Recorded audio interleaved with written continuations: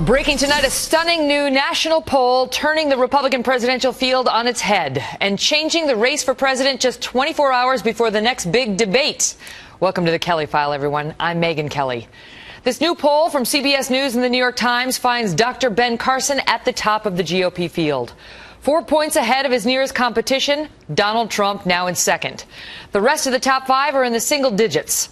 It is the second time in recent polling that Dr. Carson has been leading nationally.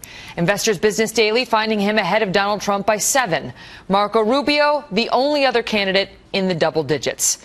Remember, longtime frontrunner Donald Trump has repeatedly touted polling that showed him with a commanding lead. I love these polls. I love the polls. Number one on the polls. The polls come out, and we're really killing it.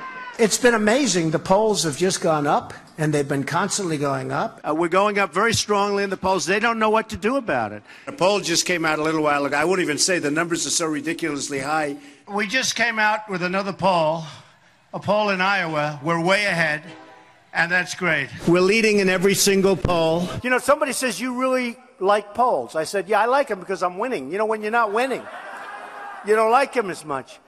But we're really winning. We're winning everything. But now that he is not in front, Mr. Trump has a different message. I believe in polls. I generally believe in polls. The thing with these polls, they're all so different. They're coming from all over the lot, where one guy's up here and somebody else is up there, or you see swings of 10 and 12 points, and, you know, like immediately, even the same day. So right now, it's not very scientific. We have a jam-packed political lineup for you tonight, complete with the Blaze's Glenn Beck and Fox News senior political analyst Brit Hume. But we begin tonight with Charles Krauthammer, syndicated columnist, Fox News contributor, and author of the book, Things That Matter. Charles, great to see you. So suddenly Mr. Trump doesn't seem to believe in the polls quite as much as he used to. What, if anything, does that tell you? Well, it tells us that before, when the polls used to be huge. I mean, not huge, actually huge with a Y, enormous, of Trumpian proportions when he was in the lead. And I don't think he handles adversity very well. He falls behind in one national poll, and all of a sudden, you know, they don't really matter. But I think more important is the 4 polls that came out of Iowa last week, one reinforcing the other, showing that there's been a 14-point or so flip. He's losing about 7 or 8. Carson gaining about 7 or so in Iowa, and that was the state he'd been leading. So now he has a new tune, and this is what you hear actually in the media. The new conventional wisdom is, oh yes, Iowa. Iowa is a state that really isn't very conducive to Trump. It's more evangelical, so that appeals to Carson.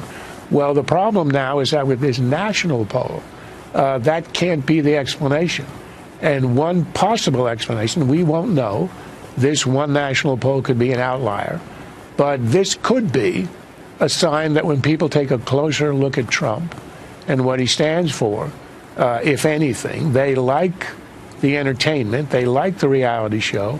It's been running now for more than 3-4 months. But as they approach the real crunch when they have to vote, they're looking at other people to be president. And he says, of course, now that Dr. Carson is number one, at least in that poll, he's going to get greater scrutiny. And this sets the stakes for tomorrow night quite well. What do you see, who do you see as being under the most pressure going into this next debate, this third debate tomorrow night with CNBC?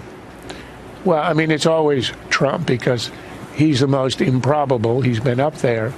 And the question is going to be, how does he handle the fact that he's not out there all alone, trumpeting his poll numbers? How does he handle the challenge from Carson? And we've already seen that he's a little bit thin-skinned. Well, more than that, the fact that in a speech just a few days ago, he raised the question of Carson's religion, where he said, look, I'm a Presbyterian, I'm down the middle, or whatever that means. And I don't know about Seventh-day Adventists. Now, that is what Carson is. The reason he brought it up, everybody understands, is because in Iowa, where, again, Trump is now trailing, the evangelicals are very important, and among some evangelicals, the Seventh-day Adventists are looked somewhat askance. Tomorrow night's debate is supposed to be centered on the economy. That plays to a strength of Trump's. Even in the polls that put him at number 2 or number 3, the majority of GOP voters in Iowa, at least, according to those polls we saw last week, believe in him when it comes to the economy. This may not be a strength of Dr. Carson's. How does that factor in? Well, I think Carson is going to be the second most under pressure, A, because he doesn't have a lot of experience with economics. He's been doing brain surgery for much of his life, which is a specialty of its own, a pretty difficult one, but it ain't economics. It's not one of the categories, as we understand, for tomorrow night. Sorry? It's not one of the categories. No, it's not. Tomorrow night. Not. Yeah.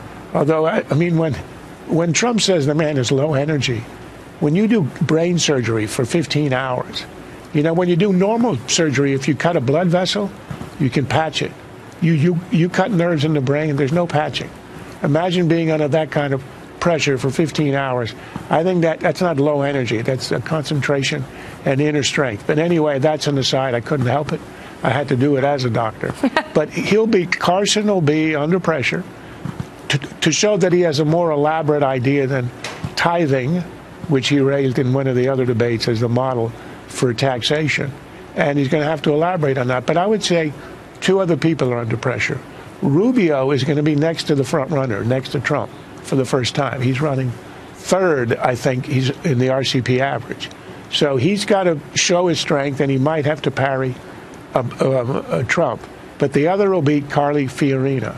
Her rise was fueled by 2 spectacular debates. She has subsided somewhat as a result of the fact that she's out of the spotlight. She's going to have to do 3 in a row, I think, to get back up there. And that puts a lot of pressure on you, because that's extremely hard to do. Do you think that Kasich, Chris Christie, Rand Paul, Mike Huckabee are a factor at all in tomorrow night? They are, but it's their last stand. I mean, well, maybe it is a little bit of an exaggeration. But the 4 you mentioned are really teetering on the edge right now. They haven't been able to get traction. I think one of them needs to stand out if they want to jump back into contention. That doesn't mean they're out of the race, but if you don't stand out in the first 3 debates in some way, the way Carly did, the way Marco did, I think you've got very little chance if you're trailing way behind. So the pressure is on them in some way to do something spectacular, very hard to do in a field of 10 or 11. Charles, it's always great to hear you. Thank you for being here. My pleasure.